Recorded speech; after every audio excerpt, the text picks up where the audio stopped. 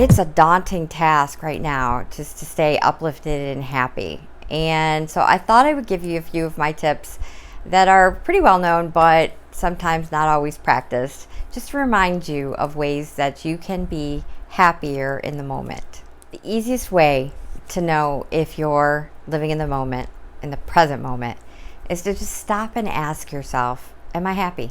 And if the answer isn't a resounding yes, I am happy, then I need to stop and think about what I am thinking about. Most times it's that you're thinking about the past, which you can't change, or you're thinking about the future and having anxiety about what might happen, and you can't change that either. Number 2, spend time outside. Go outside, and you need that stimulation. You need that just awe of just sitting there and having the fresh air come in on you and looking at the trees and all of the beautiful things around you. And just, again, it's a perfect moment to check in with yourself, see if you're happy, and just ask yourself some really pointed questions about what is it that you're thinking about. And when those things are not positive, when those thoughts are not what they should be, you need to be able to turn around and say, what is it that will make me happy? Number 3 is to focus. Take an object, whatever it is, on your desk, maybe it's outside, out the window, whatever that is, focus on that image and let yourself just be. This has helped me immensely because so many times emotions will get the best of me, or I'll be sitting there and I'll go, oh, I'm angry, or I'm anxious, or I'm worried, or whatever it might be.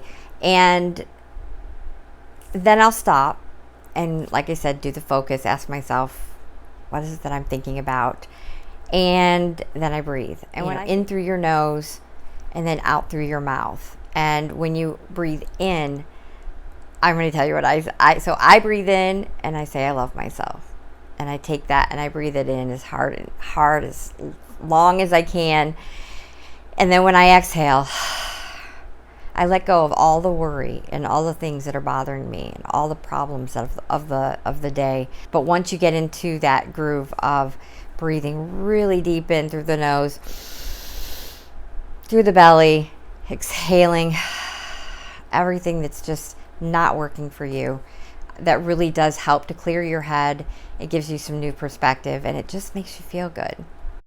Finally, I saved the best for last, which is to get rid of unneeded possessions. You know, I've been kind of one of those hoarders for my kids, and every single school project with their handprints and whatever, I've always saved them. So it's really tough. But about 3 years ago, I went through this where I just got rid of everything, and I literally went down to a minimalistic, very bare minimum of things that I needed, which meant jewelry and blankets and, you know, gifts that were given to me I've never used, clothes I've never used, anything that just brought distraction. And to be honest with you, as soon as I did that, as soon as I released all of that, those things, those possessions, it just felt lighter. Everything felt lighter. And a friend of mine gave me an amazing book that helped me get through it. And it's called The Life-Changing Magic of Tidying Up.